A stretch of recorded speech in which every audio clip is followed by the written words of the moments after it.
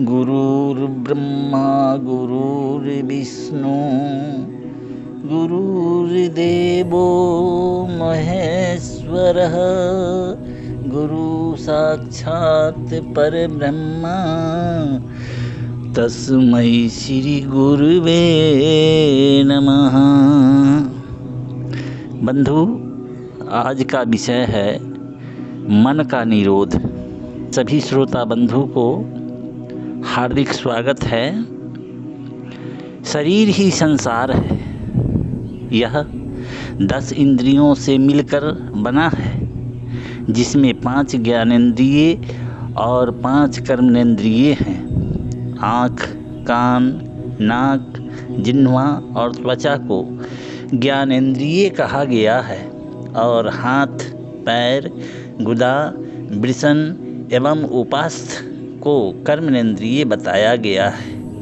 इस प्रकार मन सहित शरीर में 11 इंद्रिय हुए।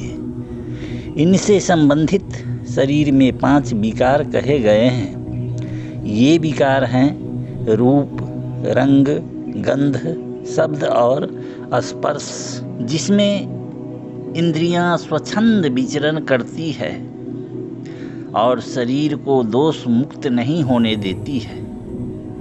ये सभी इंद्रियां मन के अनुसार विचरण करती है, अर्थात मन सभी इंद्रियों का राजा होता है।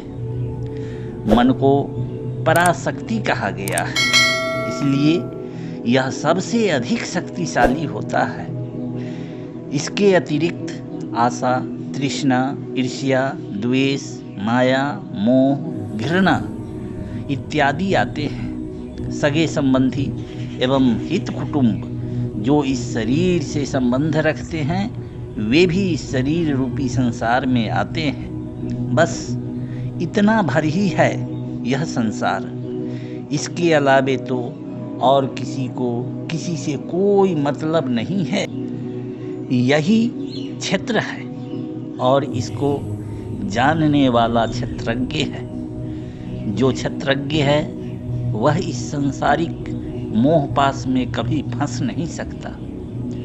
शरीर से परे इंद्रियां हैं, अर्थात शक्तिशाली है। इंद्रियों से परे मन है, मन से परे विवेक है, विवेक से परे चित्त है और चित्त से परे आत्मा है। आत्मा परमात्मा, ईश्वर, भगवान, अल्लाह, सतगुरु, वाहेगुरु इत्यादि सभी ईश्वर के ही पर्यायवाची हैं। इस प्रकार आत्मा अखंड, अनंत, अनादि, शाश्वत और अविनाशी है। जिस प्रकार अविनाशी ब्रह्म आत्मा दर्शनीय है, अर्थात दर्शन के योग्य है, मतलब देखा जा सकता है, बात किया जा सकता है, लेकिन कई तहों परतों के बीच होने के कारण इस पर पर्दा पड़ा रहता है, जिसके कारण इसकी स्थिति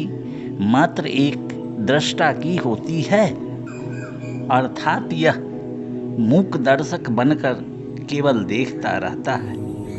लेकिन जब कोई भक्ति के मार्ग पर कदम रखकर कुछ आगे बढ़ता है, तो यह आत्मा अपनी दूसरी स्थिति में आ जाता है। वह दृष्टा से कर्ता की स्थिति में आ जाता है और न होने वाला कार्य भी उस व्यक्ति द्वारा आत्मा के अध्यास से संपन्न हो जाता है। भक्ति के मार्ग पर चलते हुए वह जब कुछ दूर और आगे बढ़ता है, तो आत्मा अपनी तीसरी स्थिति को प्राप्त कर लेता है, अर्थात अब उसकी स्थिति आदेशकर्ता की हो जाती है। अब वह आदेश प्रदान करने लग जाता है। वह जो भी आदेश करता है वह पूरा होता है।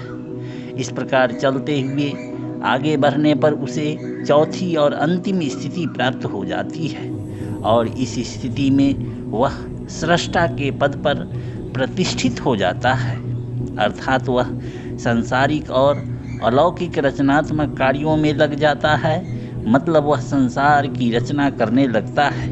भगवान कहते हैं कि इंद्रियों का राजा मन मैं ही हूँ, लेकिन मुझे प्राप्त करने के लिए मन को मारना होगा। मन को मारना आसान नहीं है। मन बहुत ही बलवान है, चंचल है, लेकिन धीरे धीरे और सतत अभ्यास से इसे मारा जा सकता है। इसका सबसे उत्तम और सरल उपाय है मन का निरोध। इसके मरते ही चित्त शांत और अविचल हो जाएगा और मेरा साक्षात दर्शन होगा, क्योंकि इसके पीछे मैं ही हूँ। इस प्रकार मेरी प्राप्ति से मोक्ष की प्राप्ति होगी। वह अक्षरधाम मोक्ष मैं ही हूँ। जीवन में ही यह प्राप्त हो सकता है, मरने पर नहीं। मरने पर फिर जन्म लेना पड़ता है। ओम तत्सत। सतगुरुवे नमः। Please like and subscribe.